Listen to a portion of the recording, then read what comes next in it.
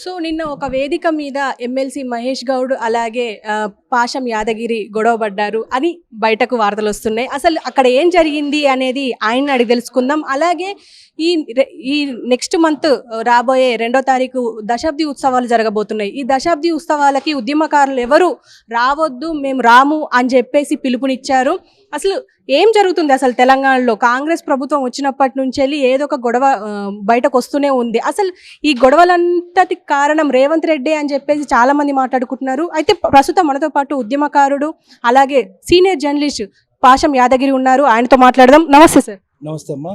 Sir, ఇప్పుడు first ఒక question ఏంటంటే, నిన్న జరిగిన ఒక వేదిక మీద మీరు అండ్ ఎమ్మెల్సీ మహేష్ గౌడ్ ఒక గొడవ పడ్డారు. అసలు గొడవకు కారణం ఏంటి సార్? మేము గొడవ పడలేదమ్మా.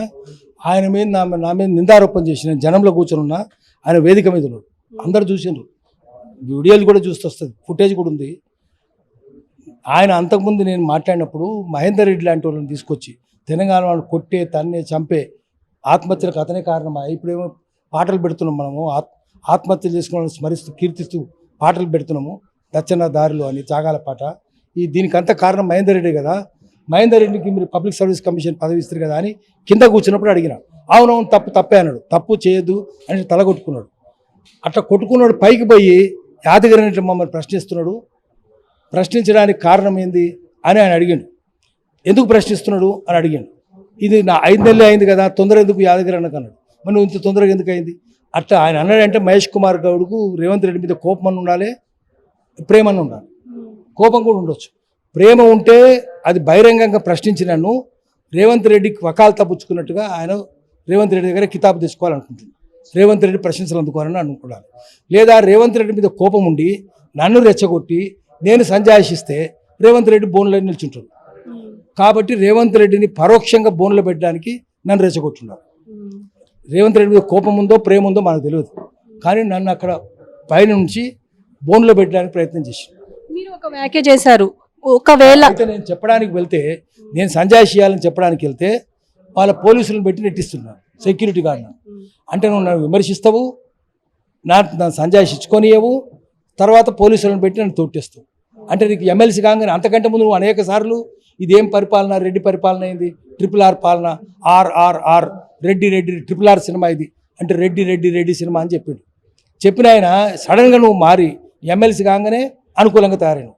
గాంధీ భవన్లో కూర్చొని ఏం సైన్యం అది, నపుంసకుల సైన్యం అని చెప్పేవాడు. ఇప్పుడు పోయి మెచ్చుకుంటున్నా ఆయన. అంటే అది చెప్పుకోవాలి కదా జనానికి. మరి ఇప్పుడు అది చూసే వాళ్ళకి ఎట్లుందంటే టీవీలో అది మేము తోసుకున్నట్టు ఉంది, కానీ ఆయన రెచ్చగొట్టింది ఉన్నాయి, ఫుటేజ్ ఉంది. ఆ పైనుంచి అన్న మాటలు ఉన్నాయి. అక్కడ ఉన్న అందరూ చూసిండ్రు. మన అరుణక్కున్నది, మా పోషం అందరూ చూసిండ్రు. మాటికి 2-3 సార్లు నా పేరు చెప్పారు. ఎందుకు చెప్పాలి? ఆయన ఎందుకు రెచ్చగొట్టాలి? ఆయన రేవంత్ రెడ్డి మీద కోపం ఉందా, రేవంత్ రెడ్డి మీద ప్రేమ ఉందా అది తెలియదు మనకు. ఏదైనా సరే దానివల్ల మహేష్ కుమార్ గౌడ్కు నష్టం జరిగినా జరగకపోయినా రేవంత్ రెడ్డికి మాత్రం నష్టం జరిగింది. అండ్ ఏపీలో ఒకవేళ టీడీపీ ప్రభుత్వం అంటే కూటమి ప్రభుత్వంలోకి వస్తే ఖచ్చితంగా తెలంగాణను ఆంధ్రప్రదేశ్ని కలిపేస్తారు అని చెప్పేసి కూడా మీరు అన్నారు. అసలు ఆ డౌట్ మీకు ఎందుకు వచ్చిందండి? డౌట్ కాదు, స్పష్టంగా కనిపిస్తుంది, కంటి ముందు కనిపిస్తుంది.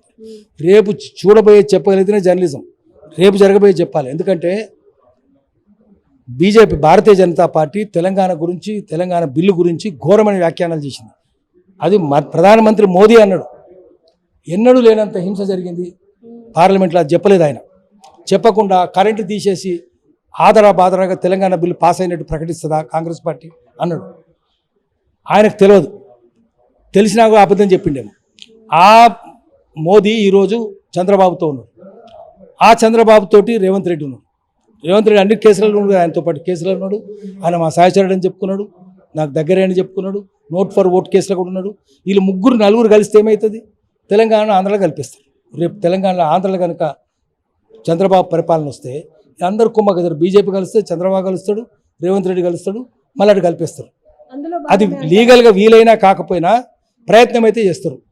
మళ్ళీ బిల్లు పెడతారు, ఇంకోటి విభజన చట్టాన్ని రద్దు చేస్తారు, చేసి మళ్ళీ ఉమ్మడి ఆంధ్రప్రదేశ్ అంటారు. అందుకని భాష అంతా ఒకటే ఉండాలి కదా అంటారు. ఒకటే అక్కడ తెలంగాణ ఆంధ్రలో తెలుగే కదా మాట్లాడేది, మళ్ళీ భాషా ప్రయుక్తాలకు విరుద్ధంగా ఉండొద్దని కూడా చెప్తారు. ఆయన చెప్పినప్పుడు మళ్ళీ మేము అప్పుడు ఆందోళన చేయాలి కదా. కాబట్టి ఇప్పటి నుంచే మనం జనాన్ని మేల్కొల్పాలి, మేల్కొల్పుతున్నాము. వైతాళికులు ఉండాలి. ఇక్కడ ఉన్న వాళ్ళందరూ వైతాళికులే. వైతాళికులు అంటే తాను ముందు మేల్కొని ఇతరులను మేల్కొల్పేవాళ్ళు. సో మేము అందరం తెలంగాణ ప్రజలను మేల్కొల్పుతున్నాం. ఇది జరగబోతుంది. ద్రోహుల్ని చేర్చుకుంటున్నారు. ద్రోహులందరినీ, తెలంగాణ ద్రోహులందరినీ చేర్చుకుంటుంది కాంగ్రెస్ పార్టీ. తెలంగాణ వాదులందరికీ అవమానాలు చేస్తున్నది. అందుకని తస్మాత్ జాగ్రత్త జాగ్రత్త జాగ్రత్త అని చెప్తున్నాం. కానీ తెలంగాణ కలిపే అవకాశాలు కనబడతలేవు కదా సార్. ఎందుకంటే ఒక పక్క టీఎస్ని టీజీగా మార్చిండ్రు, చిహ్నాన్ని మారుస్తున్నారు. ఈవెన్ తుది దశకు వచ్చింది గీతం, రాష్ట్ర గీతం ఏదేమైనప్పటికీ, ఎన్ని గొడవలు ఉన్నప్పటికీ. అంటే ఇవన్నీ చూస్తే మళ్ళీ ఆంధ్రలో కలుపుతారని ఎందుకు అనుకుంటున్నారు? ఎందుకంటే అవి ఏనుగు దంతాలు, గజదంతాలమ్మ. రాజకీయ నాయకులు ఇప్పుడు ఏనుగు దంతాలు, గజదంతాలు. గజదంతాలు ఏమంటారంటే తెలంగాణ సామెత ఏనుగు పండ్లు అంటారు. తెలంగాణ సామెత అద్భుతమైన జ్ఞానం అది. సామెత ఏంటంటే ఏనుగు నమిలే పండ్లను చూపించదు, చూపించే పండ్లతో నమలదు. రాజకీయ నాయకులు కూడా చెప్పేదాన్ని చెయ్యరు, చేసేదాన్ని చెప్పరు. వాళ్ళు గజదంతాలు. రాజకీయ నాయకులు నమ్మనే వద్దు.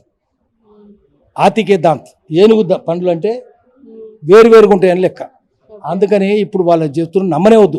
రాజకీయ పార్టీలు ఏమి నమ్మొద్దు. రాజకీయ పార్టీ వాడేవాడన్నా బతుకున్న అంటే కూడా నమ్మొద్దు. వాడు చచ్చిపోయిన అబద్ధం చెప్తున్నాను అనుకోవాలి.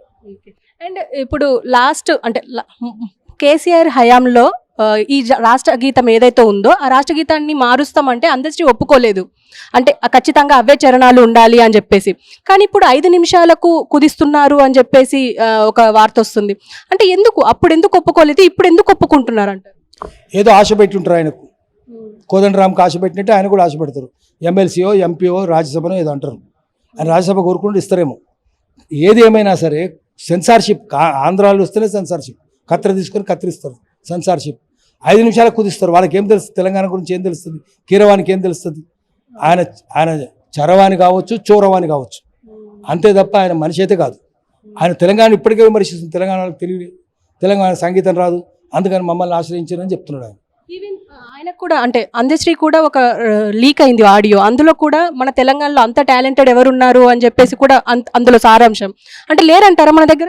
అది కేసీఆర్ ఆయన రాసింది. అది రాసింది రేవంత్ రెడ్డి రాసిండు. అందశ్రీ చదివిండు, నిమిత్త మాత్రుడు ఆయన. స్క్రిప్ట్ చదివిండు. ఆయన మైక్ లాగా ఉన్నాడు అంతే తప్ప నిమిత్త మాత్రుడు తప్ప ఆయన ఏం లేదు. మనస్ఫూర్తిగా అట్లా అన్నాడు. మనస్ఫూర్తిగా అయితే కీరవాణిని కూడా ఒప్పుకోడు ఆయన. అందుకనే తెలంగాణ ప్రజలందరూ ఈరోజు బెత్తం పట్టుకున్నారు, గట్టిగా నిరసిస్తున్నారు. వాళ్ళు ఎంట పోతే ఎవరైనా సరే, కోదండరాం పోతే కోదండరాం అప్రతిష్ట పాలవుతాడు. ఆయన ఎంట పోతే అందశ్రీ కూడా అప్రతిష్ట పాలవుతాడు. రేవంత్ రెడ్డి ఎవరు పోయినా కూడా దొంగలకు సద్దులు మోసినట్టే ఉంటుంది. అప్రతిష్ట పాలు కావాలనుకుంటే అటు పోవాలి. అందుకనే మేము కూడా అప్రతిష్ట పాలు కాదలుచుకోలేదు కాబట్టి తెలంగాణ అవతరణ దినోత్సవానికి పోవద్దని నిర్ణయించుకున్నాము. మేము పోము, పిలిచినా కూడా పోము. వాళ్ళు పిలవరు, మాకు తెలుసు పిలవరు మమ్మల్ని. తెలంగాణ ఉద్యమకారులు దొంగలు పిలుస్తారు, ద్రోహులను పిలుస్తారు, మమ్మల్ని పిలవరు. పిలిచినా మేము పోము. అసలు తెలంగాణలో ఉద్యమకారులకి ఏమవుతుంది? అసలు కేసులు ఒక పక్క, ఆ కేసులు ఇంతవరకు ఎత్తేయలేదు చాలా మంది పైన. కొంతమంది మీద తీసేశారు, వాళ్ళు చిన్న ఉద్యమకారులు. కానీ పెద్ద పెద్ద ఉద్యమకారులు మీలాంటి వాళ్ళ మీద ఇంకా కేసులు నడుస్తూనే ఉన్నాయి. కానీ అసలు ఏమవుతుంది అంటారు?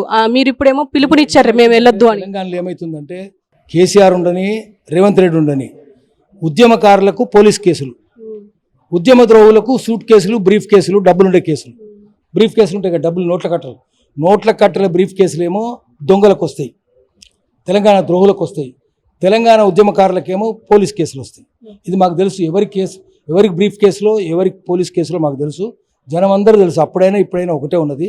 అప్పుడైనా ఇప్పుడైనా పులి మాంసాహారే. ఆ పులైనా టీఆర్ఎస్ పులైనా మాంసాహారే, కాంగ్రెస్ పులైనా మాంసాహారే. శాకాహారి ఉంటుంది ఎక్కడన్నా. శాకాహారి పులి ఉంటుందంటే ఏ బేకు కూడా నమ్మడు. మేము కూడా నమ్ముతలేము, ప్రజలు కూడా నమ్ముతలేరు. ప్రజలకు చెప్తున్నాం, ఈ తెలంగాణ పులి, ఇది టీఆర్ఎస్ పులి, ఇది కాంగ్రెస్ పులి, శాకాహారి అని చెప్పమంటే దాన్ని నమ్మొద్దని చెప్తున్నాము. ప్రజలకు కూడా అన్నీ తెలుసు. ప్రజలు 4 రోజులు టైం ఇస్తున్నారు అంతే.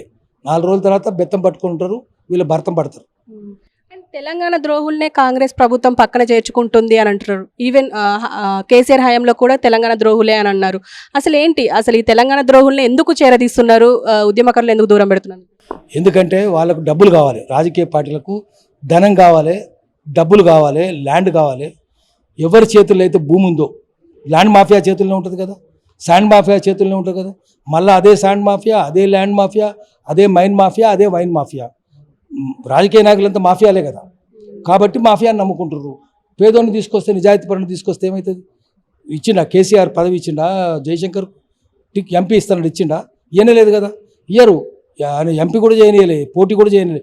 పునాదిగా పోరాటాలు ఉండాలి, సంఘీభావం పునాదిగా ఉద్యమాలు ఉండాలి. ఇంకెన్నాళ్ళు ఈ తెలంగాణలో పోరాటాలు జరగాలి అంటారు? ప్రజల రాజ్యం వచ్చేదాకా జరగాలి. ప్రజల రాజ్యం రాలే కదా. ఒక పులి పోయి ఇంకో పులి వచ్చింది, ఒక నరభక్షకుడు పోయి ఇంకో నరభక్షకుడు వచ్చిండు. ప్రజల రాజ్యం వచ్చేదాకా లేదు, మనుషులు భద్రత ఉండాలి కదా. ఆ పులిని బోన్లో పెట్టేదాకా, ఏ పులి రాకుండా ఉండేదాకా, ప్రజల రాజ్యం వచ్చేదాకా పోరాటాలు సాగుతూనే ఉండాలి. Okay sir, thank you.